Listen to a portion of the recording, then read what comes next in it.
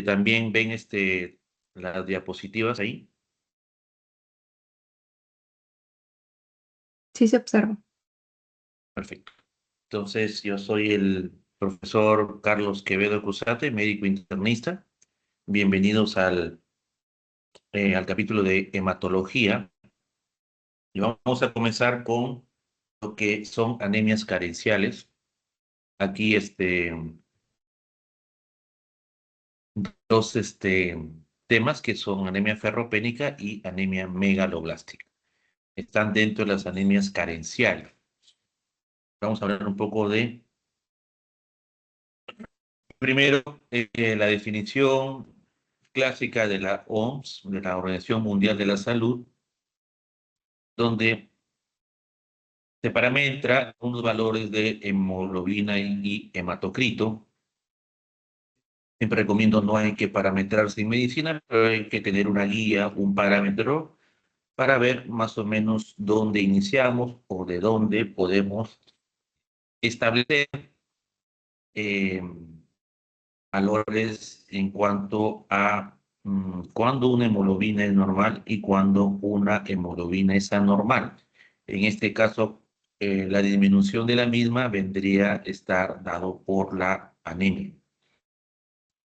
En otros capítulos van a entender que hay, por ejemplo, una enfermedad que se llama policitemia, que está dentro de las poliglobulias, donde el hematocrito, la hemoglobina, está por encima de los valores normales, ¿no?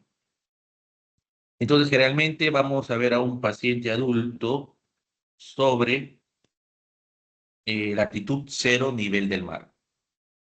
Entonces, imaginémonos un varón de 70 kilos en la ciudad de Chiclayo. Entonces, un varón de esas características aproximadamente tendría una hemoglobina de 14 a 16 gramos por decilitro. Y una mujer de 12 a 14 aproximadamente. Los pacientes ya, los llamados de tercera edad o una edad mayor de 65 años de edad, podría disminuir por otros mecanismos, ¿no? Un poco la hemoglobina. Entonces, podría considerarse como normalidad en varones, por ejemplo, de 13 a 15, ¿no? Y en mujeres probablemente de 11.5 a 13.5.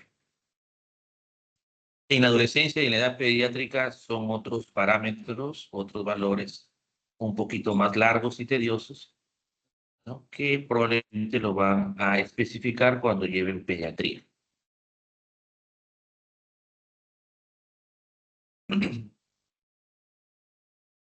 Entonces, vamos a ver primero el hierro, que viene a constituir un micronutriente esencial. El término esencial viene a estar dado por que nuestro cuerpo no produce este micronutriente y tenemos que adquirirlo de una fuente exterior.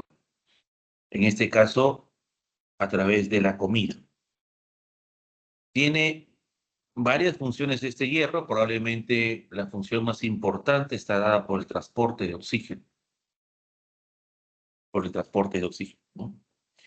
Existe un término llamado hematosis, los que han llevado ya neumología, donde viene a estar representado por el intercambio gaseoso, ¿no? De oxígeno con CO2 a nivel de la membrana alveolo capilar, ¿no? Y en esta hematosis va a tener una función preponderante, pues, el hierro, porque el hierro va a constituir, como vamos a ver más adelante, la hemoglobina, y la hemoglobina tiene afinidad por el oxígeno, ¿no? Entonces, por esto, por las células, por la circulación, ¿no? A nivel de membrana alveolo capilar, ¿no? Se produce esta difusión de oxígeno con CO2, ¿no? Entonces, hay otras funciones, pero probablemente una función importante es la mencionada, ¿no? Lo que vamos a ver más adelante es lo que es el déficit a través del hierro, lo que va a producir la anemia ferropénica, ¿no? La anemia ferropénica. El déficit de hierro concomitantemente va disminuyendo hasta que se acaban sus reservas de hierro y esto va a conllevar al déficit del mismo y va a producir anemia ferropénica. El déficit de hierro también se comporta como un problema de salud pública, ¿no? Salud pública, debido a que hay zonas marginales, altoandinas, pobres de nuestro país, donde generalmente los niños son los más afectados y este déficit de hierro va a alterar su desarrollo cognitivo normal, ¿no? Igualmente puede contribuir al aumento de la mortalidad en la gestante.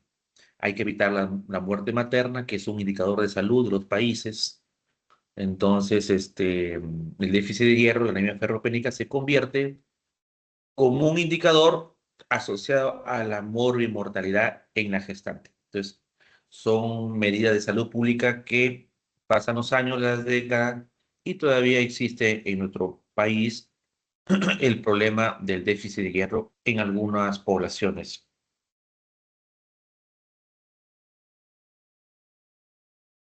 Y siguiendo con el ejemplo de un varón de 70 kilos, aproximadamente tendría unos hasta 4 gramos de hierro corporal total, ¿no?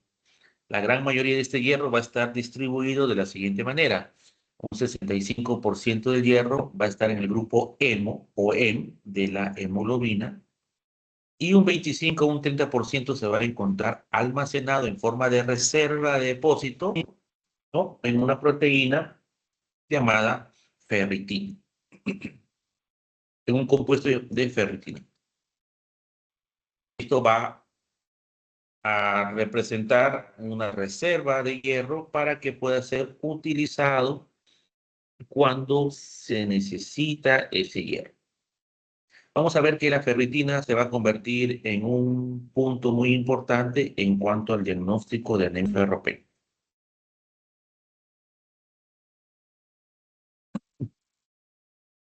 Y es un diagrama de la distribución de lo que pasa en el organismo en cuanto al hierro, ¿no?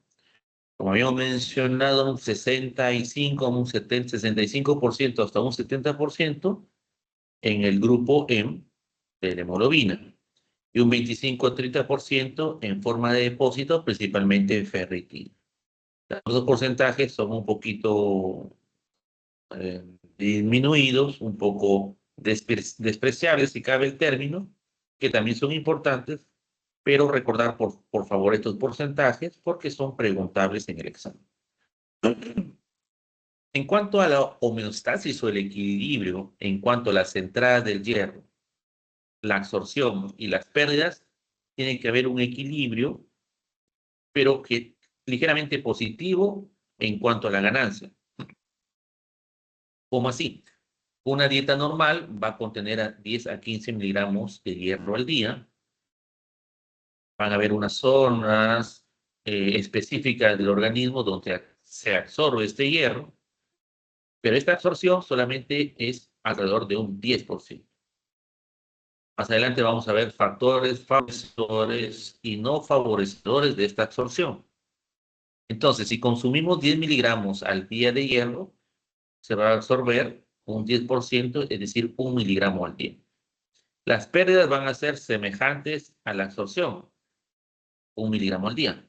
Las pérdidas se ocurren a través de la descamación de los tejidos, de los epitelios, de la piel, en la menstruación en las mujeres, en el embarazo también hay una pérdida. Obviamente, si hay un equilibrio exacto, pues no vamos a quedarnos con nada de hierro. Siempre va a haber un aporte positivo. Los depósitos o reserva habían estado representados por la ferritina y la hemosiderina. La ferritina es un complejo de hierro y una proteína llamada apoferritina y constituye una reserva de hierro asequible que puede utilizarse en caso de necesidad.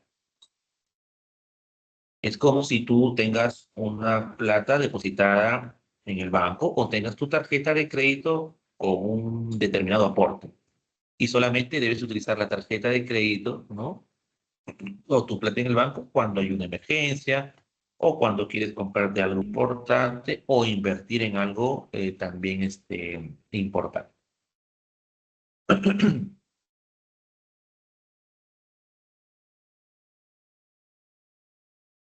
La transferrina es una proteína de transporte, ¿no? Es sintetizada a nivel del hígado y que tiene la misión de transportar hierro.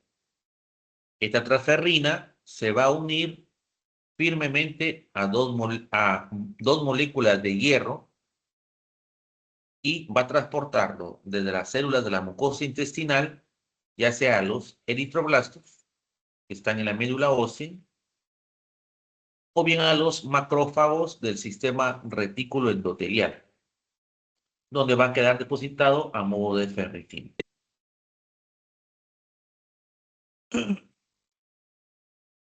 Y esto es más o menos un diagrama de lo que estábamos exponiendo. Se encuentra el eritroblasto.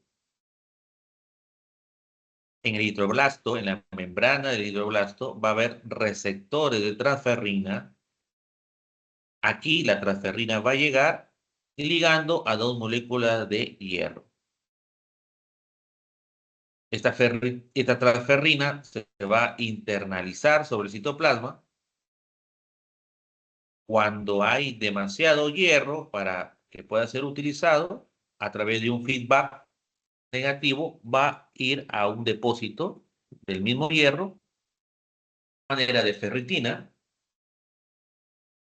pero existe una organela citoplasmática, que es la mitocondria, que a partir de succinilcoenzima A y glicina, a través de una serie de reacciones metabólicas, va a llegar a un punto de inflexión importante, que es el acercamiento de la protoporfirina 9 y del hierro, que a través de una enzima llamada ferroquelatasa va a producir o va a sintetizar el grupo hemo.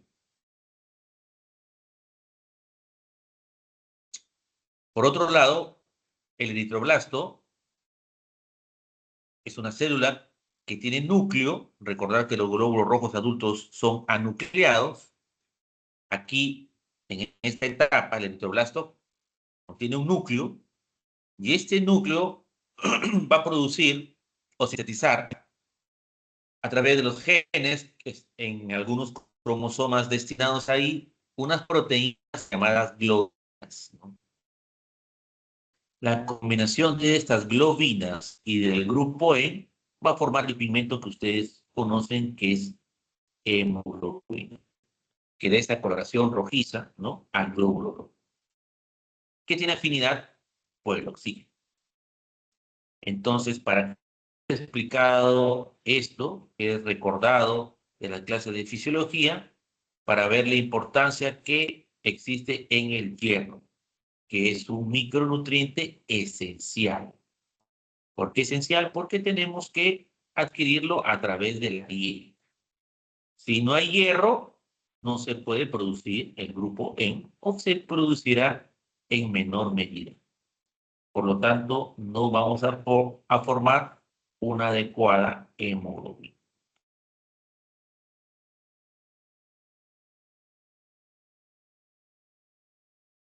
En cuanto a la absorción del hierro, una dieta normal contiene hierro en cantidades superiores al necesario.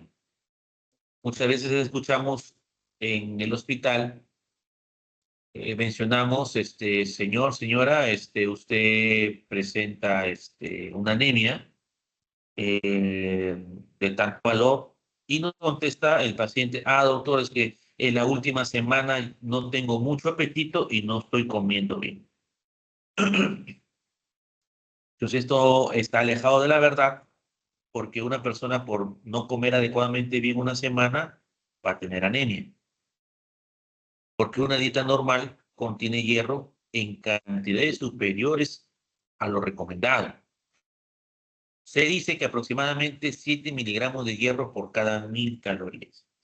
Entonces ustedes en el almuerzo o en su cena, algunos ya habrán cenado, ¿no?, habrán consumido aproximadamente promedio de 2000 calorías, ¿no?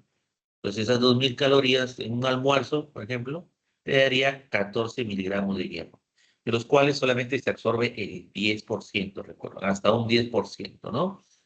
Esto es importante, la absorción del hierro se realiza en la mucosa de duodeno y yeyuno proximal. De duodeno y yeyuno proximal. Si por algún motivo va a haber alteración en estas zonas, por lo que va a haber una disminución de la absorción del hierro. Además, recomiendan que necesita estar el hierro en forma reducida, fierro 2 más. Para que pueda ser absorbida, tiene que estar en forma reducida o en forma ferrosa también se llama, fierro 2 más. Sin embargo, la dieta, el hierro está en forma férrica. Entonces, ¿qué pasa? En las vellosidades en cepillo del periodicito existe una enzima llamada ferroreductasa que va a transformar la forma férrica del hierro de la dieta a la forma reducida o ferrosa. Y solo así va a poder internalizarse en el citoplasma de la célula a través de una proteína transportadora llamada DMT1. Esta proteína no solamente da paso o transporta al hierro, sino también a otros elementos como el zinc, como el cobre, por ejemplo. Entonces, este es un enterocito, son las microvellosidades en cepillo a nivel intestinal. Entonces, de la dieta obtenemos el fierro, ¿no? Pero existe esta enzima ferroreductasa que convierte al fierro 3 más en fierro 2 más, es decir, en estado ferroso. A través de esta enzima DMT1 ingresa el fierro. Obviamente ya sabemos que cuando existe un exceso de fierro, se va al almacén en forma de ferritina. Existe otra molécula llamada efaextina que cambia otra vez a la forma reducida para que a través de otro transportador ferroportina vaya a la circulación sanguínea para que pueda ser transportada por la transferrina. Entonces, recordar que esta absorción de hierro sucede a nivel de mucosa de duodeno y yeyuno proximal. La hexidina es una molécula sintetizada en el hígado últimamente con múltiples investigaciones y que puede ser un elemento a modo de feedback que actúa a través de estos transportadores, ¿no? Para que pueda haber una regulación en cuanto al hierro. Si el organismo tiene menos hierro, por decirlo así, o necesita hierro, estos transportadores pues van a estar abiertos o van a tener la facilidad para que el hierro se internalice. O caso contrario, ¿no? También si hay demasiado hierro, hace el efecto contrario.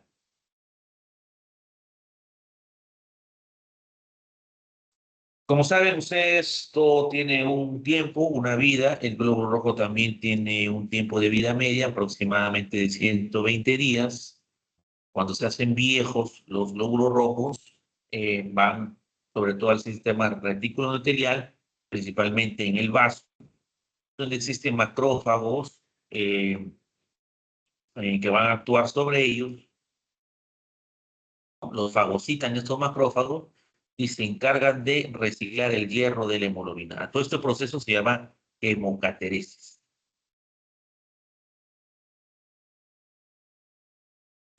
En cuanto a los mecanismos favorecedores, en cuanto a la absorción, ¿no? Hemos hablado un poco del aporte de la dieta, dice aquí 15 miligramos al día. Hemos hablado un poco del transporte a través de la transferrina, su distribución y su eliminación. Pero vamos a hacer un acotamiento aquí en cuanto a la absorción. Van a haber factores que favorecen esa absorción y factores que disminuyen la absorción.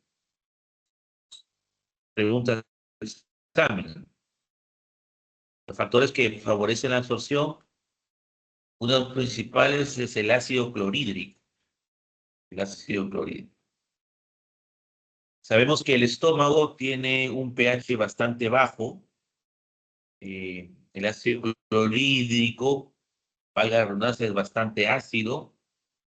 Y esta acidez eh, significa o es necesaria para poder metabolizar el bolo alimenticio que llega, principalmente las proteínas. Y existe también una mucosa importante a nivel de estómago, ¿no? Que protege la acción deleteria, pues, del ácido clorhídrico sobre las paredes del estómago, ¿no?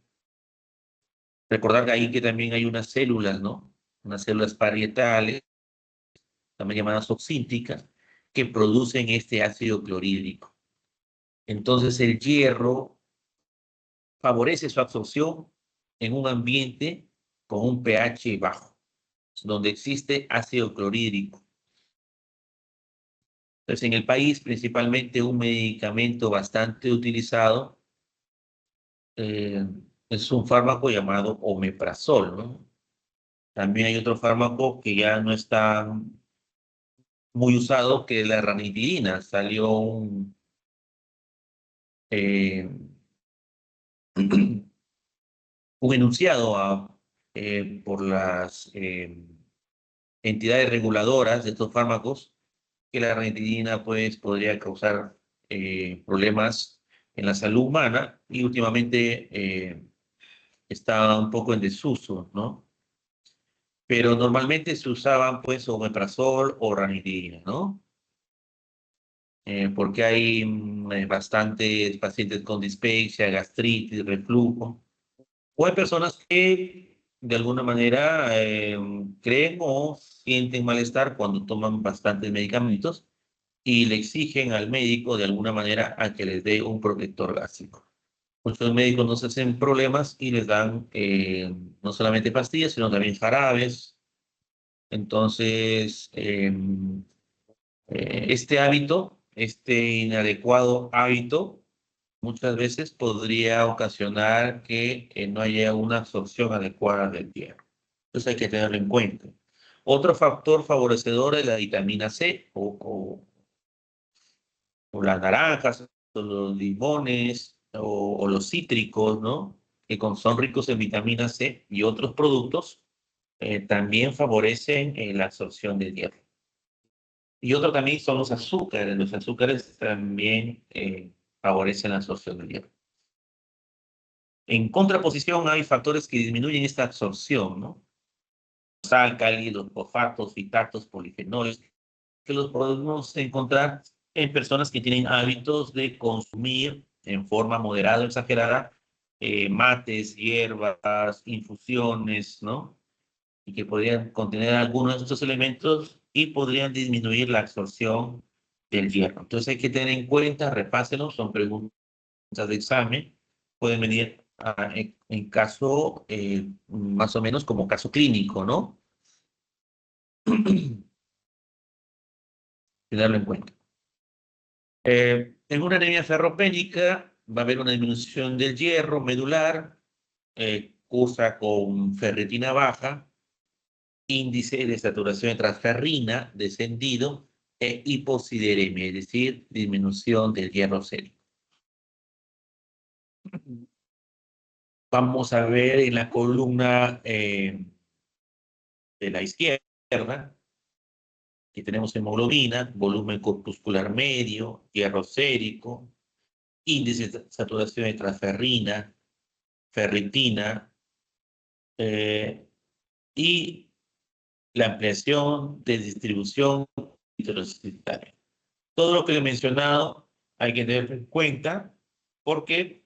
Porque este cuadro te traduce lo que es una anemia ferropénica en sus tres estadios, como algunos autores lo ponen, en el estadio de reducción de depósitos de fierro, como primer estadio, eritropoyesis deficiente en fierro, estadio, y la anemia ferropénica propiamente dicha. ¿Por qué coloco este cuadro? Para dar importancia a la ferritina. Miren ustedes, cuando hay la primera fase, digamos, primer estadio de reducción de depósitos de hierro, la hemoglobina es normal. Sin embargo, podemos estar en un primer estadio de anemia. En un segundo estadio, en eritropoiesis deficiente, puede también estar la hemoglobina normal. Puede estar normal y tú ya estás en un estadio intermedio de anemia. Sin embargo, si ustedes ven la ferritina, desde el primer estadio ya hay un compromiso importante, ¿no? Ya hay un compromiso importante. Entonces, la ferritina es un marcador sensible y específico importante del diagnóstico de anemia ferropénica. Muchas veces viene una persona, de repente una mujer de 40 años con hemoglobina de 12 y la pregunta es la siguiente, ¿no, doctor? ¿Estoy con anemia? Bueno, según los valores de hemoglobina está dentro del valor normal bajo, pero si queremos descubrir si realmente tiene una anemia ferropénica, ¿no? Podemos usarle ferritina sérica. Y con eso nosotros podremos valorar si usted ya está presentando anemia. Pues esa es una valoración más aproximada, más correcta en cuanto a un abordaje de una anemia ferropénica, ¿no? Entonces, recordar el valor preponderante que tiene la ferritina.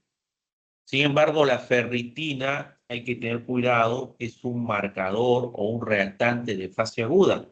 Los que han llevado reumatología saben que los reactantes de fase aguda, hay varios, ¿no? La velocidad de sedimentación globular, la proteína C reactiva, por dar algunos ejemplos.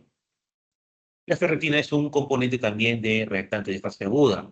Recordar, por ejemplo, que en la época del COVID, todos los pacientes que entraban, que estaban en mal estado general, tenían una ferritina bastante elevada, ¿no? Bastante elevada. Entonces hay que tener en cuenta cuando tengas un paciente con infección o inflamación, ¿no? Endosarle ferritina y probablemente dar un mal diagnóstico o un mal resultado, ¿no? Entonces hay que tener cuidado con estas cosas, ¿no? Eh, por ejemplo, en cuanto si tú dosas hierro sérico, ¿no?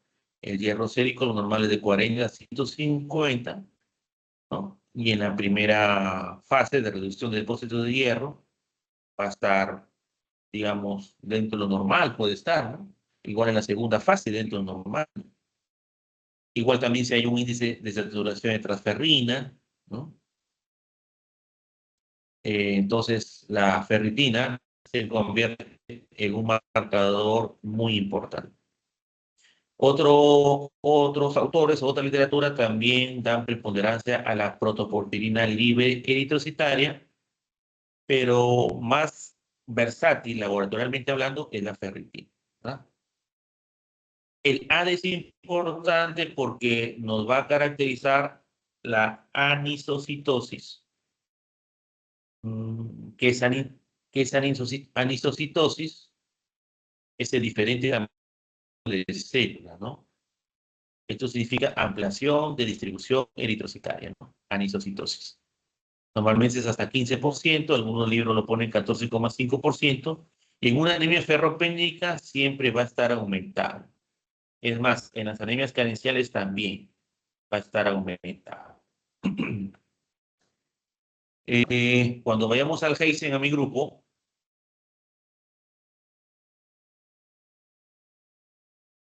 ahí vamos a ver, pues, que cuando vemos un hemograma, vamos a ver las constantes corpusculares y vamos a encontrar también el ADE, el ADE también, ¿no?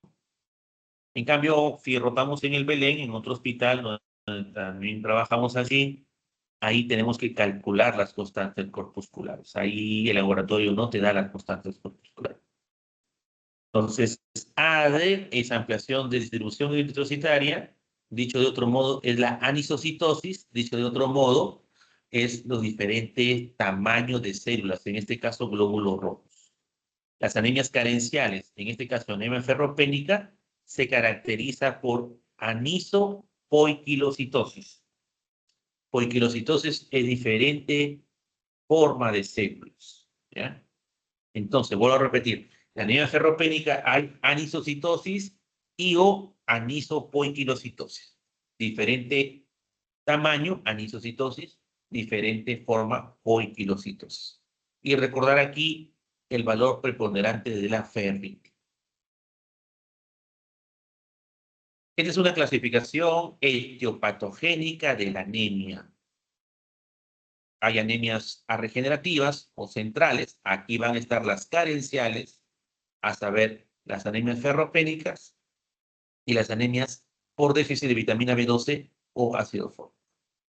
Hay otra clasificación de las anemias regenerativas o periféricas. Aquí tenemos, por ejemplo, las anemias hemolíticas, que lo vamos a ver en otra oportunidad. Entonces, esta es una clasificación etiopatogénica. Y hay una clasificación morfológica de las anemias, ¿no? Es a través de las constantes corpusculares, principalmente la primera constante corpuscular, que es el volumen corpuscular medio, cuyo valor es de 80 a 100 femtolitros en la mayoría de los libros. Entonces, si es menos de 80, es una anemia microcítica. Si es de 80 a 10, es normocítica. Y si es más de 100, macrocítica. La anemia ferropénica generalmente es una anemia de tipo microcítica hipocrómica. ¿Qué quiere decir esto? Es un glóbulo rojo pequeño y muy pálido, microcítico hipocrómico, y con AD, ampliación de distribución eritrocitaria aumentada, o alto, o elevado, ¿ya? Son características de anemia ferropénica. Vamos a ver después las anemias por déficit de ácido fólico y vitamina B12, que son anemias macrocíticas. Las anemias macrocíticas se clasifican en megaloblásticas y no megaloblásticas. Las megaloblásticas, aquí vamos a ver déficit de vitamina B12 y ácido fólico. En las no megalóblásticas, pues hay varias entidades ahí, que es importante también tenerlas ahí presentes. Una causa bastante frecuente e importante son los hepatópatas, los cirróticos, ¿no? En cambio, las anemias normocíticas, con un BCM dentro de lo normal de 80 a 100, son la mayoría de las enfermedades crónicas. Los que han llevado renal, saben que los pacientes con enfermedad renal crónica tienen anemia normocítica normocrómica. Es un glóbulo rojo de tamaño normal, recordar que mide 7.2 micras, ¿no? Aproximadamente, y de coloración normal, ¿ya? Muy bien. Es una clasificación morfológica de las anemias. Entonces, cuando tengamos un paciente con anemia, lo primero que tenemos que hacer es clasificar o darle un abordaje a la anemia. Algunos médicos, por suerte no son la mayoría, encuentran una anemia y lo primero que hacen es transfundir sangre. El buen médico es lo que menos hace. Entonces, aquí vamos a detallar algo que es importante, ¿no? Importante. Si vamos a tener una hemoglobina, vamos con lo clásico, ¿no? Si tengo una hemoglobina menor a 7, aunque últimamente la OMS ha cambiado, ¿no? O menor a 8, es decir, una anemia severa, ¿no? Cuando tengo una anemia severa y el paciente tiene inestabilidad hemodinámica, inestabilidad hemodinámica. ¿Qué significa inestabilidad hemodinámica? que el paciente tenga trastorno del sensorio alterado, que tenga un llenado capilar más de 2 segundos, que se encuentre en anuria o en oliguria, con el mal término llamado oligoanuria, cuando tenga frialdad distal, cuando tenga hipotensión, cuando tenga una frecuencia cardíaca elevada o taquicardia, etcétera, son situaciones que el paciente está inestable hemodinámicamente. Si yo tengo un paciente que llega a emergencia con menos de 7 o menos de 8 o una anemia severa más inestabilidad hemodinámica, tengo que transfundirlo. Es lo primero que tengo que hacer. Pero si me viene un paciente, vamos a poner el mismo ejemplo, con menos de 7 o 8, anemia severa, ¿no? Pero sin inestabilidad hemodinámica, lo primero que tengo que hacer, ¿qué es? Estudiar la anemia. Estudio la anemia. Estudio la anemia. ¿De acuerdo? ¿De acuerdo? Entonces, ¿qué es lo que pasa muchas veces en la emergencia, no? Estudio la anemia, la clasifico, la abordo. A ver, ¿qué es una anemia microcítica? ¿Es una anemia normocítica? ¿Es una anemia macrocítica? ¿Cómo están sus reticulocitos? ¿Cómo está su lámina periférica? ¿Cómo está su ferritina, su hierro?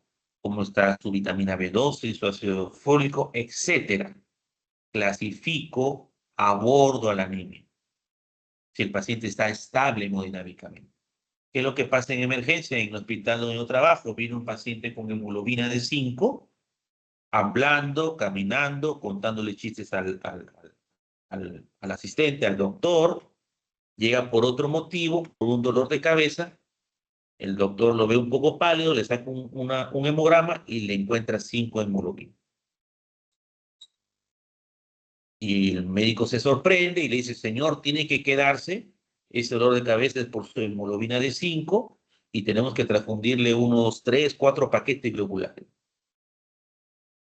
Y el paciente a veces le dice al doctor, doctor, mire, yo soy diabético, hipertenso y también tengo insuficiencia renal, por eso hago anemia. Pero el médico, no, no, no, tiene 5 hemoglobina, muy bajo de hemoglobina, no tiene sangre, tenemos que transfundirlo. Entonces, como los que han llevado renal, el tratamiento ahí de esa anemia no es a través de transfusiones, porque el paciente está hemodinámicamente estable. El tratamiento va a ser probablemente con eritropoyetina, con vitaminas, con hierro, y poco a poco, esa hemoglobina va a aumentar. Entonces, hay que tener en cuenta lo explicado, son preguntas de examen, ¿ya? Que viene en muchos exámenes de salud, de residencia, y que lamentablemente a veces caemos, ¿no? Muy bien, entonces hay que recordar esta clasificación morfológica de las anemias y cuando transfundir también sangre. En cuanto a la etiología de la anemia ferropénica, hay que recordar que la causa más frecuente de anemia ferropénica, vuelvo a repetir, la causa más frecuente de anemia ferropénica en edad es la pérdida crónica de pequeñas cantidades de sangre. Verbigracia. Hay mujeres en edad fértil, ¿no? Que tienen sangrado, no relacionados a la regla, ¿no? Empiezan a hacer anemia, se van a su ginecólogo y le descubre una tumoración benigna muy frecuente, que es el famoso mioma uterino. El mioma muchas veces da dolor, da sangrado.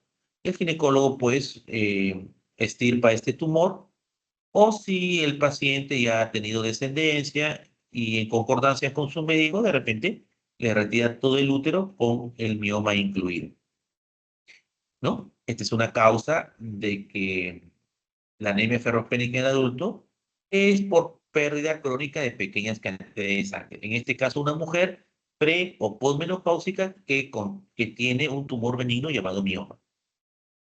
También puede suceder en pacientes varones de la tercera edad que sufren de próstata, ¿no? Una hiperplasia benigna de próstata o un cáncer de próstata, y se manifiesta su problema a través de hematuria. Hematuria frecuente, ya sea microscópica o macroscópica, y al final va al estudio, pues, y lamentablemente al paciente le diagnostican un cáncer de próstata, ¿no? Este cáncer de próstata que producía hematurias frecuentes condicionó a que el paciente tenga una anemia ferropénica. ¿Cuál fue la causa de la anemia ferropénica? Las pérdidas crónicas de pequeñas cantidades de sangre. También sucede en adolescentes, en bebés prematuros, en gestantes, ¿no? Y en otros ejemplos que ahí están consignados. Entonces, en cuanto a la etiología de la anemia ferropénica, ya hemos mencionado que el principal motivo es la pérdida crónica de pequeñas cantidades de sangre, pero hay otros factores en cuanto a la etiología, como la disminución de la absorción, ¿no?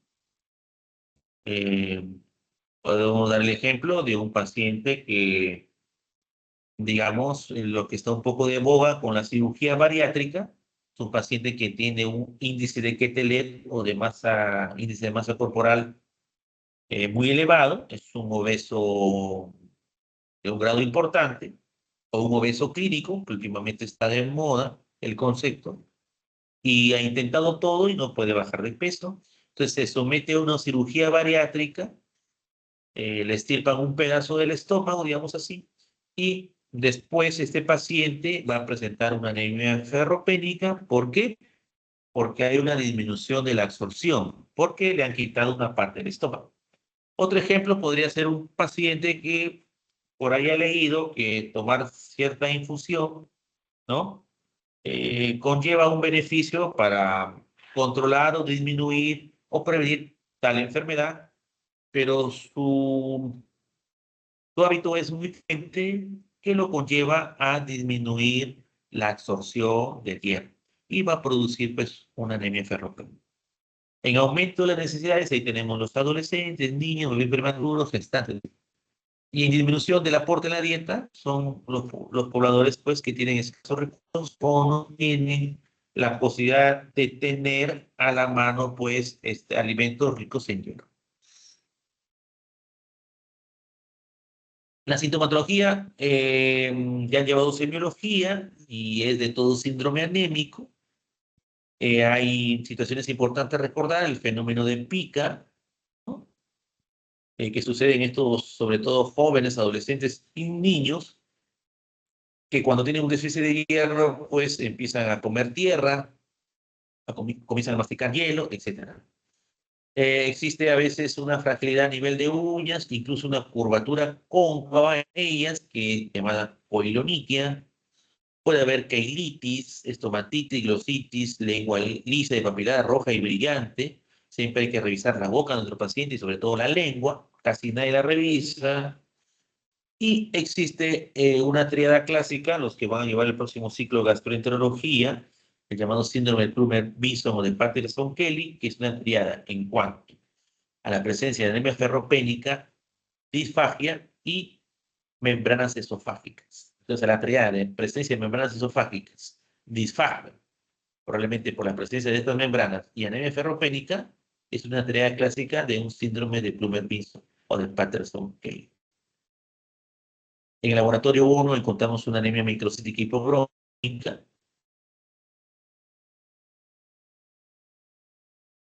Encontramos un ADE más del 15%. O sea, volver a repetir, una anemia microcítica hipocrómica, ¿no? BCM menor, HCM menor, también concentración de hemoglobina corporal media menor y sobre todo un ADE alto. ¿Puede haber una leucopenia discreta? Sí. ¿Puede haber una trombocitosis discreta? Sí. También puede haber una trombopenia. Lo que vemos más común es una trombocitopenia o trombopenia relacionada a la anemia. Entonces, cuando tú eres un paciente, perdón, nos estamos equivocando acá, lo que más vemos es una trombocitosis relacionado a la anemia.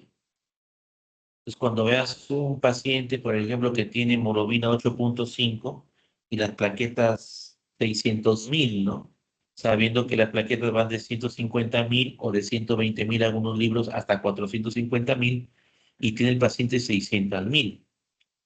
Obviamente, dentro del diagnóstico diferencial, pues hay hasta una neoplasia, que es la trombocitemia esencial, que más sucede en las personas adultas, pero lo más característico frecuente que vemos es una trombocitosis relativa a la anemia carencial ferropénica que presenta el paciente, ¿ya? En el frotis de sangre periférica vamos a encontrar anisopoiquilocitosis, ¿no? Vamos a ver los llamados dianocitos, que son glóbulos rojos en forma de lágrima, ¿no? Glóbulos rojos en forma, perdón, los dianocitos en forma de diana, los diacrocitos son en forma de lágrima, también en forma de cigarro, de habano, de puro, y diferentes tamaños, ¿no? Por eso, una característica es la anisopoiquilocitosis. Los reticulocitos, que son los glóbulos rojos jóvenes, va a estar bajo en relación a la gravedad de la anemia. Tú tienes una anemia importante y los reticulocitos están normales, disminuidos. Vamos a ver posteriormente anemia hemolítica, donde es al contrario, los reticulocitos van a estar aumentando. La ferritina sérica va a estar disminuida, pero hay que tener cuidado que es un marcador, un reactante de fase aguda. ¿Ya? Esto es importante, la hemoglobina glicosilada, que sirve actualmente según el ADA hasta para el diagnóstico de diabetes mellitus, puede aumentar en la anemia ferropénica, ¿no? Hay que tener cuidado, como siempre menciono, cualquier persona puede leer resultados, pero solamente es el médico en conjunto o en relación a su paciente es el que interpreta adecuadamente, ¿no? Porque vamos a ver que si tú sospechas de un paciente diabetes y como tú sabes que si un paciente tiene más de 6,5% de hemoglobina glicosilada, es un diagnóstico de diabetes, ¿no? Pero ¿qué pasa si el paciente cursa con una anemia ferropénica, ¿no? Cursa con una anemia ferropénica. Entonces tiene de repente una hemoglobina de 8.5, microcítica, hipocrómica, con A de alto, y ves que tiene de repente, no sé, unas hemorroides y el Tevenon en heces o, o el Guayacol en heces o la sangre oculta en heces siempre sale positivo, por ahí hay una pérdida crónica de pequeña cantidad de sangre, tiene su anemia ferropénica y está haciendo glucosas altas y tú le dices, señor, vamos a pedirle una hemoglobina glicosilada para saber su glucosa en los últimos 3 meses. Si sale más de 6,5, usted puede ser diabético, ¿no? Y sale 7,2. Entonces no cometas el error de decir, señor, es diabético usted, porque primero tienes que corregir esa anemia ferropénica, ¿no? Porque puede ser un falso positivo esa hemoglobina glicosilada, ¿ya? Esto es también parte de lo que habíamos dicho del mioma, ¿no? De repente un paciente con hiperplasia benigna de próstata, con cáncer a la próstata. Recientemente he hablado de algo común que son hemorroides, pero también puede que el paciente tenga cáncer de colon y haya pérdidas pequeñas de cantidades de sangre a través de las heces, ¿no? El paciente ni se da cuenta, ¿no? Llega el paciente, llega a la consulta por cansancio, ¿no? Y al final tiene un cáncer de colon, ¿no? Muy bien.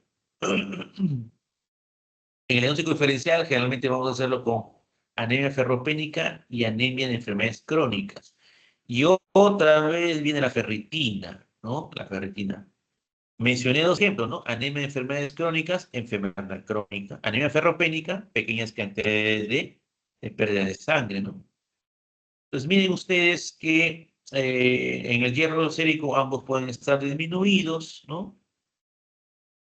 Los volúmenes corpusculares y la hemoglobina corpuscular media pueden estar disminuidos en ambos, pero algo que tenemos a la mano y es importante y de costo no muy elevado y de versatilidad en el laboratorio es la ferritina sérica, ¿no? En la anemia ferropénica va a estar siempre disminuida, excepto si el paciente está con infección o inflamación, que puede dar un falso positivo.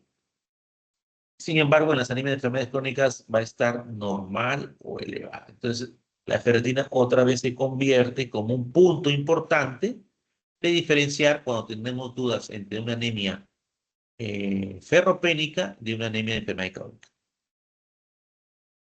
El tratamiento siempre tiene que ser por vía oral. Te vas a encontrar con pacientes que, doctor, por favor, una ampolla, no sé, he visto que a un familiar, un doctor X le puso en la vena, pero se recomienda la vía oral porque es un tratamiento muy eficaz, de bajo costo y de menor riesgo.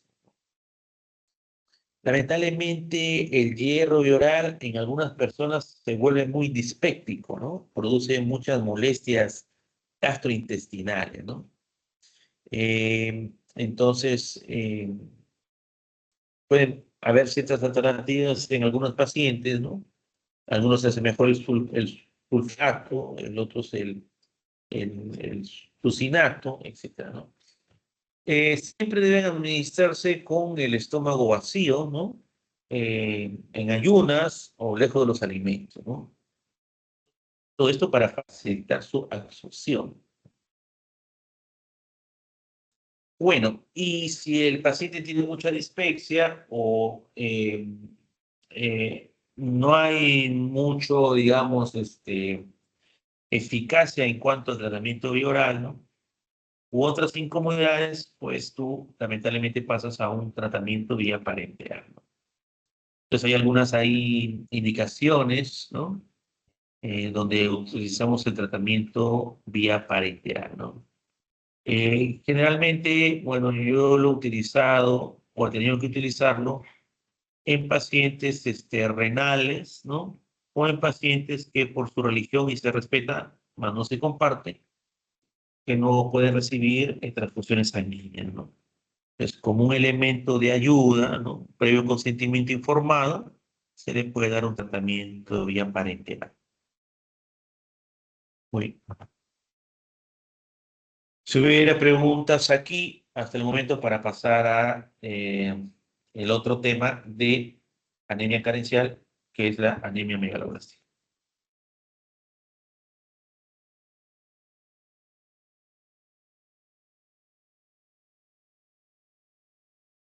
Entonces vamos a hacer preguntas porque no hay preguntas. Aurora del Milagro, ¿dónde se absorbe el hierro? ¿En qué parte del organismo se absorbe el hierro?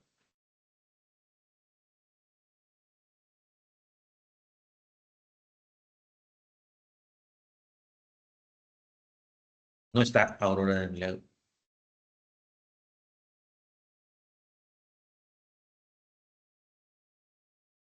Ángel Gianmarco, la misma pregunta. En el duodeno, doctor. Muy bien, en la mucosa del duodeno y el yeyuno proximal, ¿ya? Pregunta de examen, Ángel Gianmarco.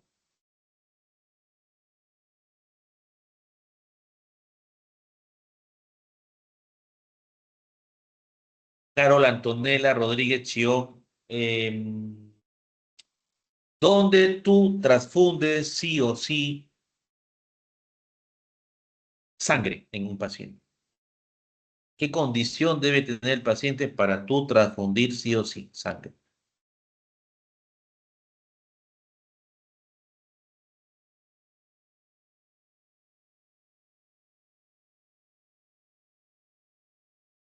No está, no ha venido. Está su cámara. Ximena Victoria, igual pregunta.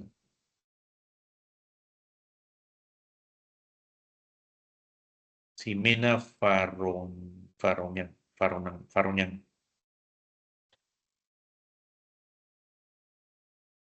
Tampoco, se quedó dormida. Doctor,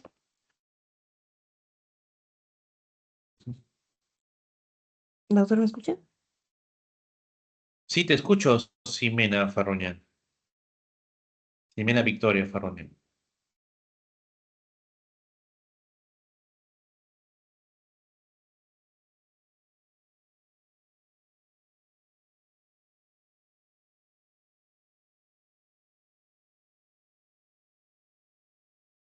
Arnold Ramírez Quispe Llamo. La misma pregunta. Cuando hay anemia severa más inestabilidad hemodinámica. Muy bien, Arnold, felicitaciones. Vas a ser un buen médico. Muy bien, vamos a pasar a lo que es anemia megaloblástica, es la última anemia carencial. Es un grupo heterogéneo de anemias donde van a tener como común una síntesis defectuosa del ácido desoxirribonucleico. Esto va a conllevar a una eritropoiesis o hematopoiesis ineficaz con hemólisis intramedular.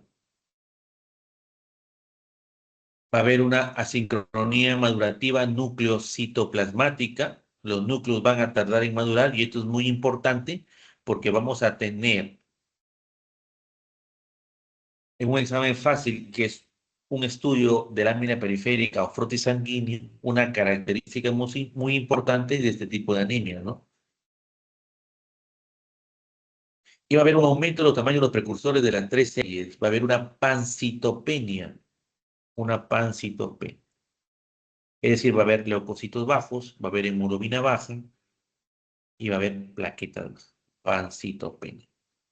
Esa es la característica de la anemia megaloblástica, ¿no?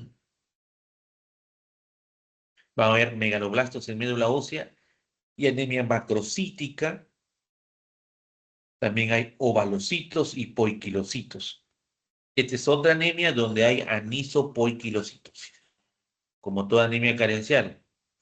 Va a haber una leucopenia y va a haber hipersegmentación de neutrófilos. Hipersegmentación de neutrófilos. Una característica muy importante que en algunos libros mencionan que si tú no le encuentras, duda del diagnóstico. Si tú no encuentras hipersegmentación de neutrófilos, dices, esto no es anemia megaloblástica. ¿Ya? Mira la importancia, ¿no? También va a haber una trombocitopenia con anisocitosis plaquetaria. En la etiopatogenia, principalmente déficit de vitamina B12 y de ácido fólico. Pero también existen otras anemias que responden, o la etiopatogenia es porque son usuarios de fármacos antineoplásicos, o hay errores innatos del metabolismo de las purinas y pirimidinas, o un déficit de un transportador, una proteína que es la transcobalaminado.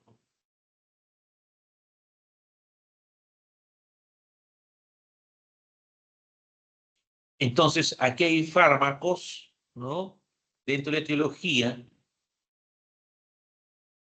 que inhiben purinas y pirimidinas. Por ejemplo, un fármaco conocido es la sidobudina o AZT, que probablemente es el primer fármaco con eficacia en la lucha contra el VIH y SIDA, ¿no?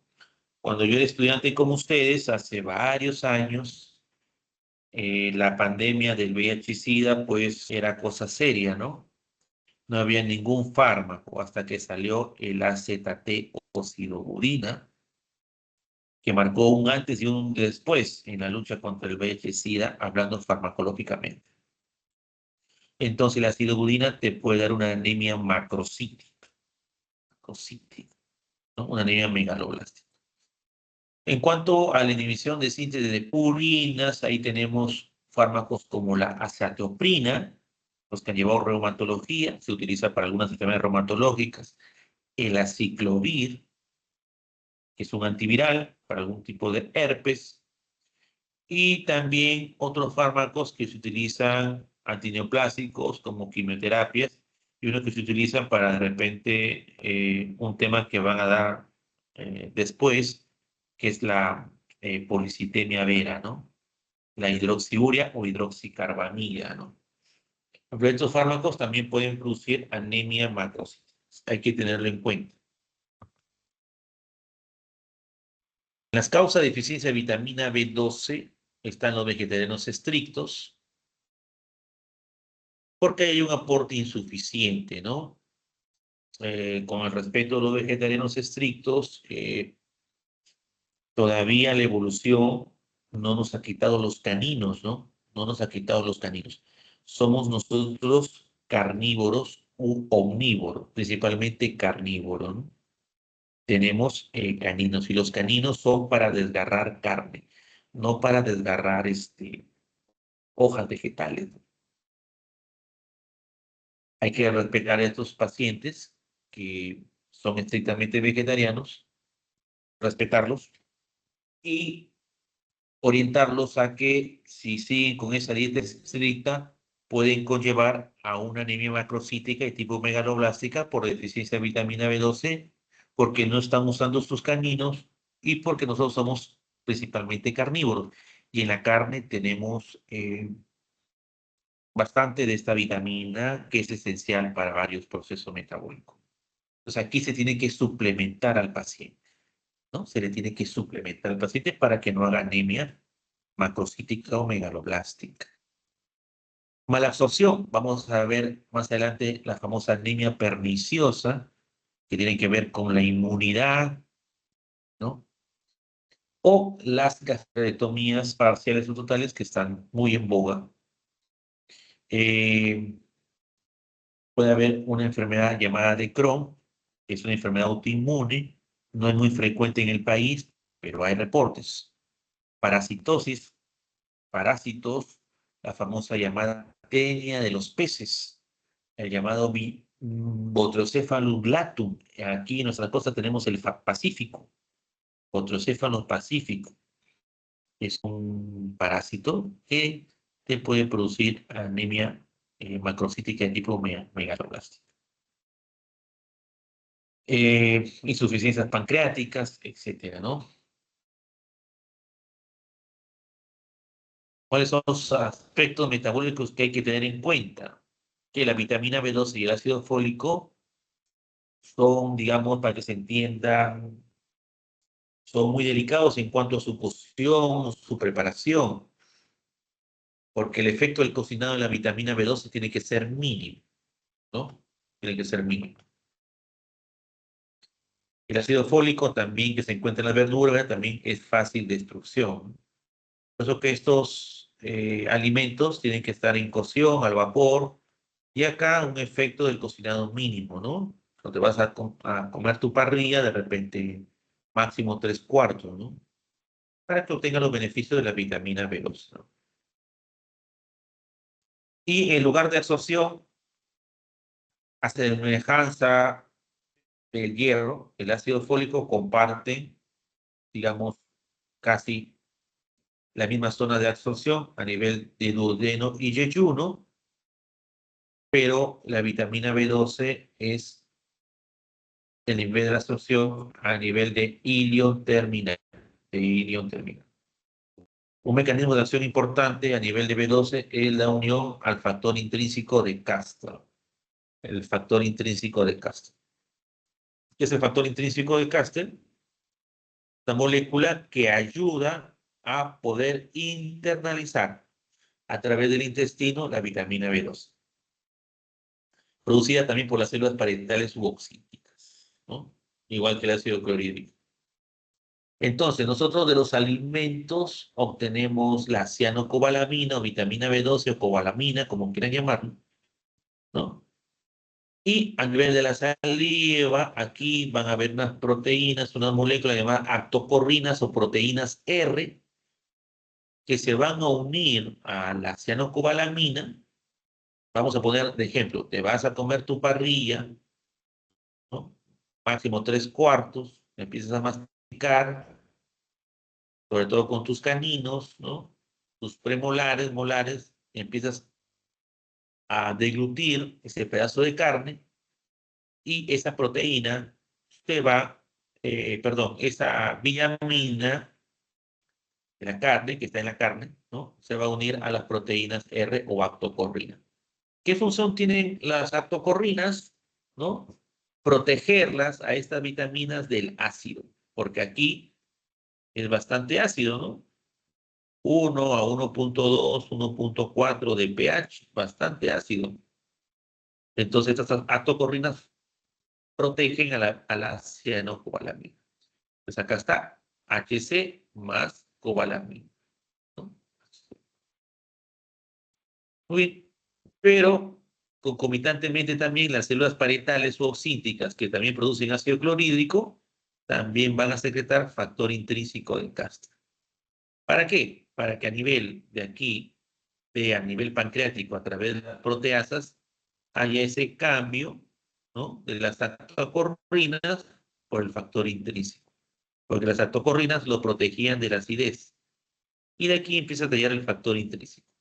Y este binomio factor intrínseco cobalamina hace que siga su recorrido a través del intestino y llegan hacia el ileón terminal, donde existe una molécula proteica que es la cubilina, que lo recibe, le da entrada, ¿no?, y se pueda internalizar el factor intrínseco de Casper con la cianocobalamina. En el transcurso de toda esta situación, de este viaje, hay algunas cosas que pueden interferir, ¿no? Por ejemplo, en la comida, deficiencia en cobalamina, ¿no? El ácido, la pexina, ¿no?, que puede contribuir a que las atocorrinas pues no estén protegiendo bien a la cobalamina. En el estómago, la famosa llamada anemia perniciosa. La anemia perniciosa es una enfermedad donde existe una ausencia total o parcial de factor intrínseco.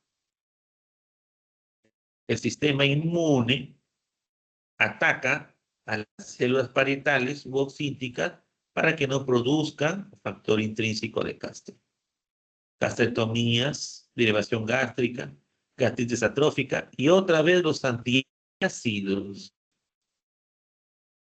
Igual con el hierro, los antiácidos disminuían la absorción del hierro. Aquí también los antiácidos también juegan un papel importante para disminuir la absorción de vitamina B2. Cuando hay una pancreatitis crónica también, resección ileal, enfermedad de Crohn, enfermedad inmune, parásitos, enfermedades poco extrañas, genéticas, como una enfermedad de Imerslund-Grasbeck, etcétera, ¿no? O sea, son situaciones que pueden contribuir a que haya una disminución o alteración en cuanto a la absorción de vitamina B12. El diagnóstico de anemia megaloblástica lo sospechas ante toda anemia macrocítica, ¿no?, y donde vas a encontrar granulocitos hipersegmentados. Esta anemia megaloblástica tiene un comienzo insidioso, lento. Permite al paciente adaptarse. Vas a encontrar un paciente que viene a la emergencia con 6, 7, 5, pero camina, se siente un poquito cansado, pero hace sus actividades normales y tiene un tinte levemente amarillento, pálido. Tú, cuando lo ves, dices, este paciente es renal, ¿no?, porque también los renales hacen un colorcito medio pálido, terroso, pero esto es un poquito más ictérico, más amarillo. Existe una lengua roja y dolorosa, ¿no? Y tú puedes tener una sospecha de que el paciente podría tener una anemia tipo megaloblástica. Este es un estudio de la lámina periférica donde encuentras pues ahí un neutrófilo hipersegmentado, ¿no? Lo normal es esto, ¿no? Y acá hay una hipersegmentación. Este es un dato no patognomónico, pero muy característico de las anemias megaloblásticas. Y acá dice, ¿no?, la ausencia de polisegmentación, está hablando de los neutrófilos, cuestiona el diagnóstico.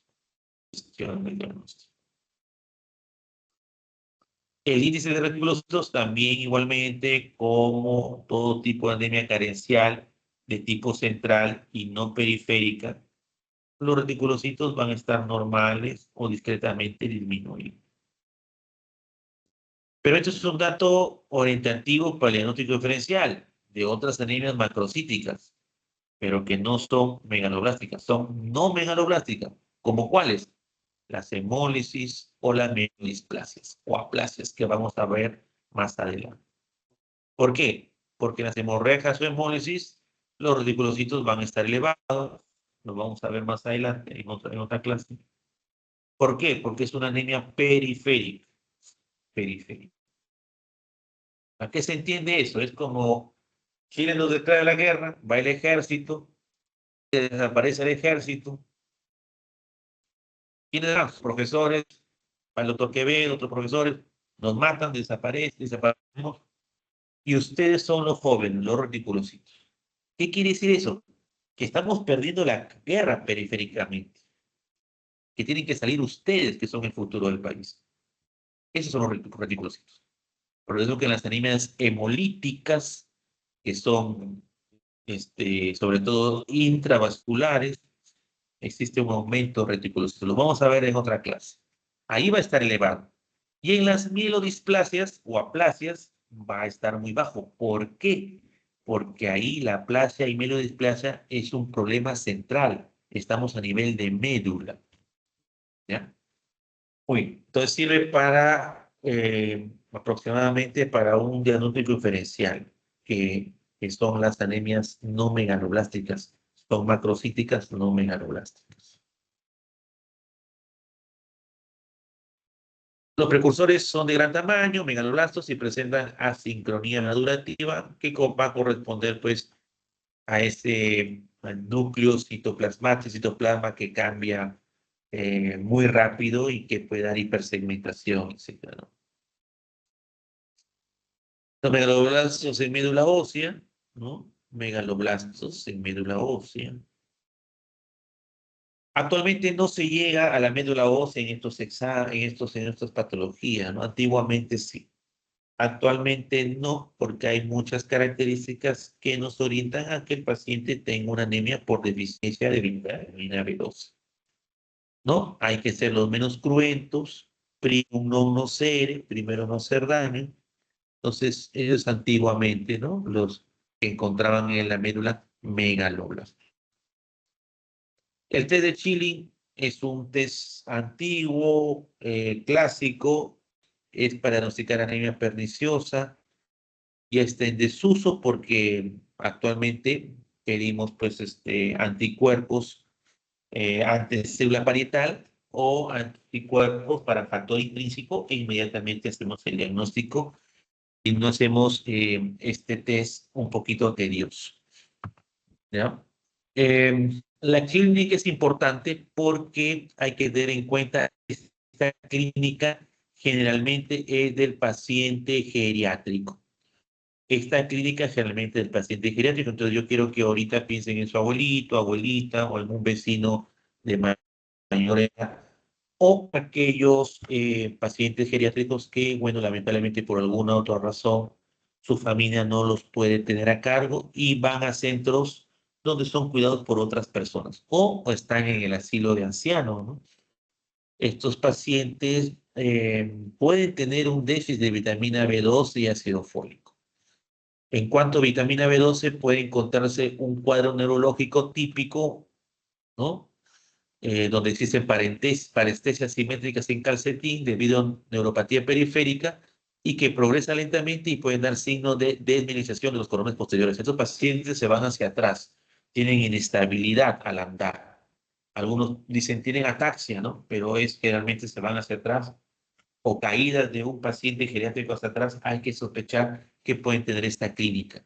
Esta clínica va avanzando y hay una pérdida de memoria, anosmia, trastorno del comportamiento, depresión, irritabilidad, paranoia, lo que llama locura megaloblástica. Y si no son muy bien diagnosticados, el médico los etiqueta, el paciente está con Alzheimer.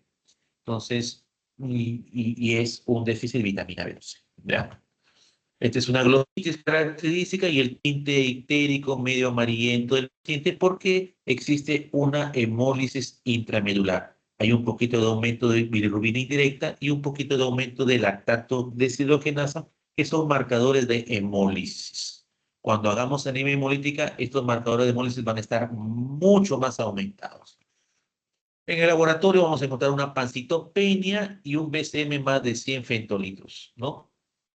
Vamos a, como he dicho, va a haber un aumento de LDH y bilirrubina indirecta. Va a haber un descenso de aptoglobina, que es una hormona, es una proteína sintetizada en el hígado. El tratamiento es, una vez confirmada la deficiencia de vitamina 12, se iniciará el tratamiento con cianocobalamina, ¿no? Primero una inyección muscular profunda durante 2 semanas, luego una inyección semanal hasta que se corrija la anemia y posteriormente una vez al mes. Para toda la vida va a ser en pacientes con anemia perniciosa, gastrectomizados y listomizados o con alguna alteración congénita. El déficit de ácido fólico es importante, sobre todo en pacientes que utilizan metotrexate y antibióticos como el trimmetoprim sulfamethoxazol, porque ejercen una acción antagonista por su efecto inhibidor sobre la dehidrofolato reductasa que compite con el ácido fólico. Hay algunos fármacos anticonvulsivantes, anticonceptivos, hipoglicemiantes, aquí está la metformina, que conducen a megaloblastosis a través de mecanismos actualmente no muy conocidos. Entonces aquí hay pacientes ancianos, malnutridos, alcoholismo, síndrome mieloproliferativo, neoplasia, hipotiroidismo, hipoglicemiantes, avitaminosis por vitamina C, etc. Muy bien, el tratamiento es, se recomienda solamente vitamina B12 y ácido fólico también, ¿ya? Muy bien, ahí nos vamos a quedar, creo que ya está por acabarse esto. Por favor, estudien y quedamos con la delegada para la otra clase. Ojalá que pueda ser el miércoles también más o menos un horario parecido. ¿De acuerdo? Si hubiera alguna pregunta, algo. No, doctor, todo claro. Muy bien, gracias a ustedes, que tengan buenas noches y con mi grupo mañana, ojalá que estén ahí. Nos vemos mañana en el Hospital Heisen, 8 de la mañana. Muy bien, que descansen, hasta luego. Buenas noches, doctor, muchas gracias. A ustedes por escuchar.